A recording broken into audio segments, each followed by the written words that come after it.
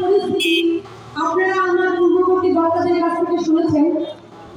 প্রথমত প্রথম শ্রেণী থেকে পাশ ফেল নেই। দীর্ঘদিন ধরে আমরা আন্দোলন চালিয়ে যাচ্ছি, সাধারণ মানুষকে নিয়ে আন্দোলন চালিয়ে যাচ্ছি।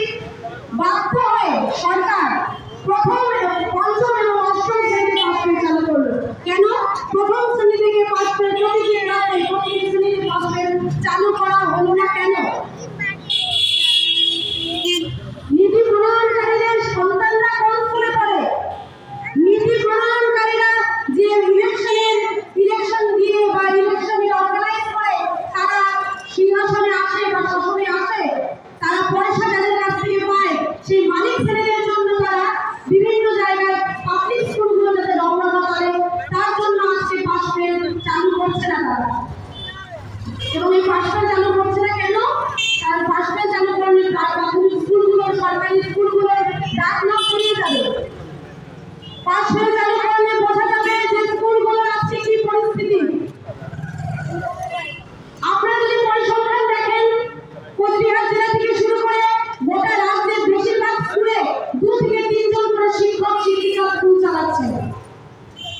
হেডমাস্টার মশাইয়ের উপরে 1000 কাজ চাপিয়ে রাখা হয় এবং তারপরে হয়তো একজন কি খুব বেশি হলে 2 জন শিক্ষককে দিয়ে গোটা 6টা ক্লাস প্রাথমিক থেকে প্রাক-প্রাথমিক থেকে পঞ্চম শ্রেণী পর্যন্ত চালানো হয়। আজকে সরকারি স্কুলগুলোতে পড়া হচ্ছে সেই সমস্ত বাচ্চা কাচ্চারা যারা সকালে হয়তো কিছু না খেয়ে, যারা হয়তো সকালে সারা সকালে ভুট্টা চুলিয়ে তারা স্কুলে আসে, সেই সন্তানদেরকে হাতে ধরিয়ে তাদের শেখাতে হয় ফয়ের কোন টানটা কোন দিকে, ফয়ের কোন টানটা কোন দিকে তাদের হাতে ধরে শেখাতে হয়। আপনারা এখানে যারা আছেন, যারা উপস্থিত আছেন, তাদের মধ্যে অনেক সন্তান সরকারি প্রাথমিক স্কুলে পড়ে।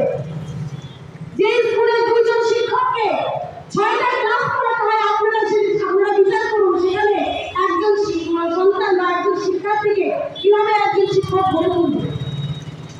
ডিআই সাহেবের সাথে যখন কথা বলা হয় তিনি বলেন যে 3 জনের জন্য একজন করে মাস্টার, একজন করে দিদিমণি, এটাই তো প্রয়োজন।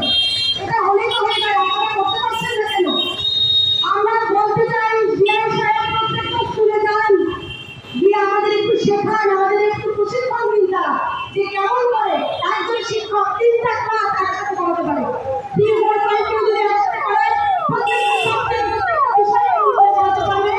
একজন আমাদের ডিআই, আমাদের এখানে বিভিন্ন জায়গায় যা স্কুলগুলোতে যা গিয়ে শেখান আমাদের। আমরা তো শিখতে চাই, আমরা শিখতে চাই যে কেমন করে আমরা কাজ করাবো। আজকে এই যে শিক্ষক নেই, শিক্ষক কিভাবে ঢুকছে, এটা কি সরকার জানে না? এটা কি আপনারা জানে না? সরকার জানে, এটা সকলে জানে, কিন্তু তারপরে শিক্ষক নিয়োগ করছে না। তারপরেও তারা বলে যাচ্ছে একজন শিক্ষককে দিয়ে টিউশন বাচ্চা করাতে হবে, সেই টিউশনের মধ্যে হোক না প্রাথমিক থেকে পঞ্চম শ্রেণী। প্রাথমিক জন্য প্রাথমিকের জন্য একটা খেলনা দিয়ে দেওয়া হবে। বাচ্চাটাকে শুধু খেলনা খেলবে? স্কুল কি খেলার জায়গা? স্কুলে একটা প্রাথমিকের বাচ্চাকে খালি দাঁত টানতে বলা হয়, আর কিছু শিখবে না তারা। পঞ্চম শ্রেণীকে ঢুকিয়ে দেওয়া হলো স্কুলের মধ্যে, সেখানে পঞ্চম শ্রেণীর জন্য কোনো শিক্ষক নিয়োগ হলো না, কোনো কিচ্ছু হবে না, কিন্তু পঞ্চম শ্রেণীকে সেখানে ঢুকিয়ে দেওয়া হলো এবং বলা হচ্ছে প্রত্যেকটা স্কুলের অধীনে পঞ্চম শ্রেণীকে নিয়ে আসবে, পঞ্চম শ্রেণী করবে, চালু করবে। আজকে এই যে একটা অব্যবস্থা, এই অব্যবস্থা চরিত্র বাইরে এসে যাবে যদি প্রথম শ্রেণী থেকে পাশ ফেল চালু হয়। আজকে আমরা প্রত্যেকে জানি, আমি যেটা একটু আগেই বললাম, আমাদের স্কুলগুলোতে যে সমস্ত বাচ্চা কাচ্চারা পড়ে তাদের বাড়ির যে অর্থনৈতিক পরিস্থিতি সেটা খুবই খারাপ। সেই বাচ্চাকে যেভাবে হাতে ধরে পড়ানো শেখানো উচিত সেটা আমরা করতে পারি না। সরকার খাওয়াচ্ছে, সরকার বাচ্চা কাচ্চাদের খাওয়াচ্ছে। এই 1 মাস, মার্চ মাস, তারা বাচ্চাদেরকে অ্যাডিশনাল নিউট্রিশন মানে বেশি পুষ্টি দেওয়ার জন্য 8 টাকা বরাদ্দ করেছে একটা দিনের জন্য। আর সপ্তাহে 3 দিন করে ডিম দেওয়ার জন্য, পুষ্টিকর খাদ্য খাওয়ানোর জন্য সরকারি স্কুলে, প্রাথমিক স্কুলে প্রত্যেকটা বাচ্চার জন্য 6 টাকা 19 পয়সা বরাদ্দ, যেটা দিয়ে একটা ডিমও হয়। আজকে বিভিন্ন স্কুলে শোনা যাচ্ছে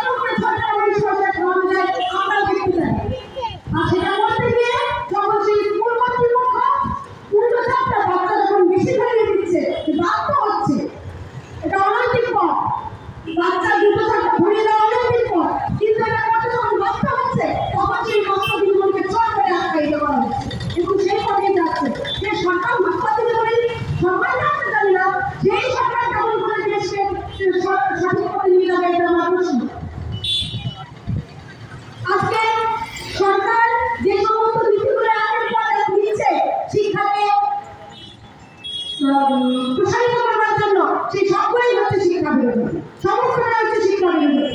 আমার পূর্ববর্তী বক্তা যদি বলে গেল যে সিলেবাসে যে অসঙ্গতি, একটা প্রিয়